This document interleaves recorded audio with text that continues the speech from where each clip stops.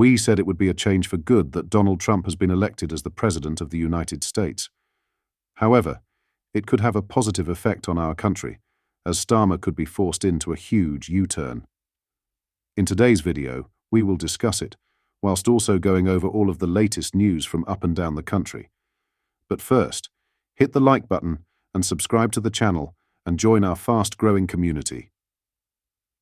Just a quick one to say we have new Stuck Farmer t-shirts available on our store. Go grab them now. They are available at britishstand.com or check the link in the description. Donald Trump's election victory could force a rethink of the Chagos deal, as he supported Britain's efforts to keep the islands when he was last president. Senior Conservatives have demanded a review of the UK's agreement to hand over the Chagos Islands to Mauritius. Priti Patel, the Shadow Foreign Secretary, called on ministers to scrap their plans and work with the incoming Trump administration to prioritise defence interests. She accused Labour of failing to defend this country's national interests through their handling of the Chagos Islands agreement. In their haste to surrender the Chagos Islands, Sir Keir Starmer and David Lammy have shown how weak and feeble this Labour government is, she said. The Shadow Foreign Secretary criticised Labour for being unwilling to defend the security and defence of our country and our allies. She emphasised that Trump's election presents an opportunity to review this decision and work constructively with the new US administration to ensure that our defence is always put first.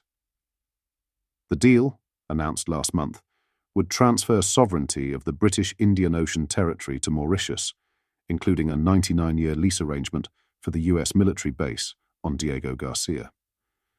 Critics fear the agreement could leave the strategically important archipelago vulnerable to Chinese surveillance operations.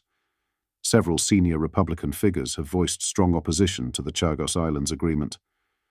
Marco Rubio, a potential Trump Secretary of State, warned the deal would provide an opportunity for Communist China to gain valuable intelligence on our naval support facility. James Risch, senior member of the Senate Foreign Relations Committee, criticized the move as giving in to Chinese lawfare at the expense of US and UK strategic interests. Michael McCall, chair of the House Foreign Affairs Committee, stressed that the Diego Garcia base was essential to countering China and coordinating allies in the Indo-Pacific. Donald Trump previously backed Britain's efforts to maintain control of the Chagos Islands during his last presidency, according to The Telegraph. His administration submitted a legal document supporting the UK's position that the International Court of Justice should not interfere in the sovereignty dispute. Mike Pompeo, Trump's former Secretary of State, emphasised that British sovereignty over Diego Garcia was essential to the value of the joint US-UK base. The revelation suggests Trump could oppose Sir Keir Starmer's recent deal to transfer the islands to Mauritius, which received support from Joe Biden's administration. In some other news, Donald Trump has claimed he has no choice but to enforce mass deportations, teasing the potential of the largest deportation in American history once he comes into office. The president-elect confirmed that border security will be his top priority when he takes office in January. In one of his first interviews since being projected as the next president, the 78-year-old was unequivocal about the need for action, regardless of cost.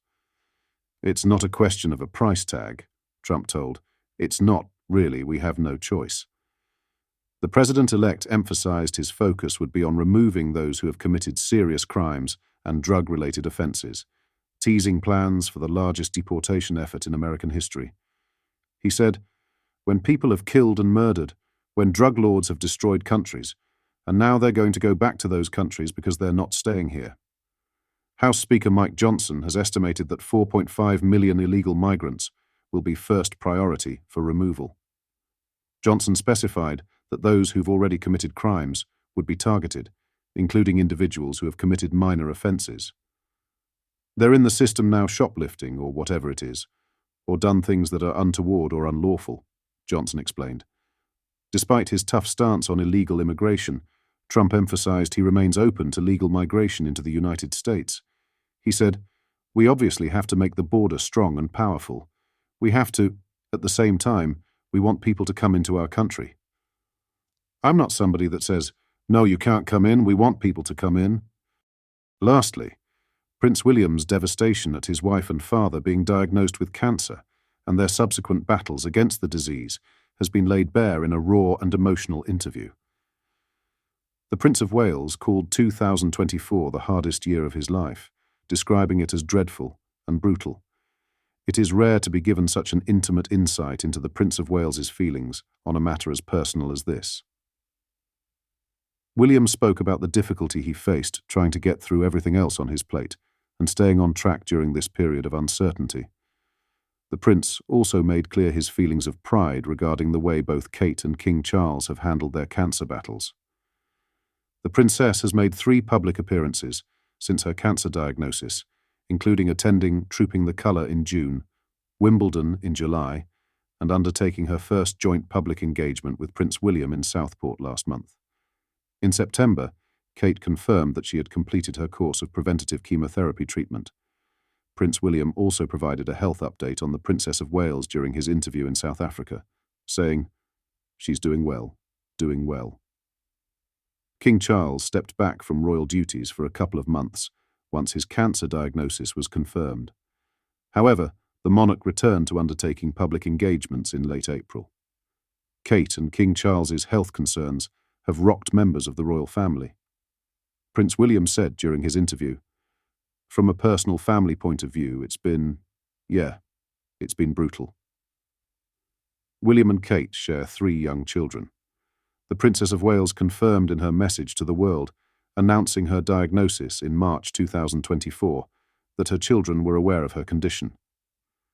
Despite King Charles's determination to carry out royal duties both domestically and abroad, there has been concern about his health, and questions have been raised about whether he is pushing himself too much. The King and Queen undertook a grueling journey to Australia and Samoa in October, for the monarch's first official tour since being diagnosed with cancer. King Charles decided to pause his cancer treatment during the royal tour. Queen Camilla had often hinted that she felt King Charles should slow down over the previous few months, but the monarch has kept himself busy. During the royal couple's final engagement in Samoa, Charles said, "I shall always remain devoted to this part of the world and hope that I survive long enough to come back and see you." Camilla looked visibly moved during her husband's speech, and his words would have been emotional to hear for all members of the monarchy. This time it was Prince William on an international engagement in South Africa for the 4th installment of the Earthshot Prize. William was in a reflective mood about his passion project and the year he and his family have endured. The interview laid bare the pain members of the monarchy have felt over the last 10 months, but also highlighted how much the royal family have overcome in 2024. What are your thoughts on what we discussed in today's video? Let me know down in the comments section below. If you've not yet already, make sure you do drop a like on this video and subscribe to the channel for more British political content. Thank you, take care, goodbye.